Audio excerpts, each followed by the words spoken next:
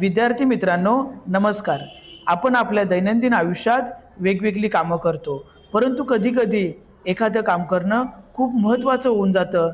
तेव्हा आपण करायलाच पाहिजे, पाहिजेच या शब्दाचा वापर करतो. उदाहरणार्थ, आपण आता निघायलाच पाहिजे. तू हे काम आज संपवायला पाहिजेच. तिने मीटिंगला उपस्थित राहिलाच पाहिजे. परंतु अशा प्रकारच्या वाक्यांसाठी इंग्रजीत कोणता शब्द वापरतात? अशा प्रकारची वाक्य इंग्रजीत बनवताना तुमचा पण गोंधळ होतो का? चला, तुमचा गोंधळ आज कायमचा दूर करतो. त्यापूर्वी ही रील्स गायब होऊ नये म्हणून तिला सेव्ह करा. विद्यार्थी मित्रांनो, करायलाच पाहिजे, पाहिजेच यासाठी आपण इंग्रजीमध्ये मस्ट या शब्दाचा वापर करतो. परंतु मस्ट या शब्दाचा वापर इंग्रजीमध्ये करताना आपल्याला एक नियम माहीत असणं गरजेचं आहे. सब्जेक्ट, मस्ट, वर्ब पहिला, ऑब्जेक्ट. आपण आता निघायलाच पाहिजे. We must leave now.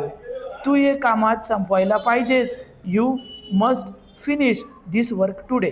तिने मीटिंगला उपस्थित राहिलाच पाहिजे. She must attend the meeting. येथे मी काय केलं? मी या नियमाचा वापर केला. सब्जेक्ट, मस्ट, वर्ब पहिला, ऑब्जेक्ट. सब्जेक्ट, मस्ट, वर्ब पहिला, ऑब्जेक्ट. विद्यार्थी मित्रांनो, तुमचा जर गोंधळ दूर झाला असेल तर माझ्या रील्सला सेव्ह करा, शेअर करा आणि इझी इंग्लिशवाला या अकाउंटला फॉलो करा. थँक्यू.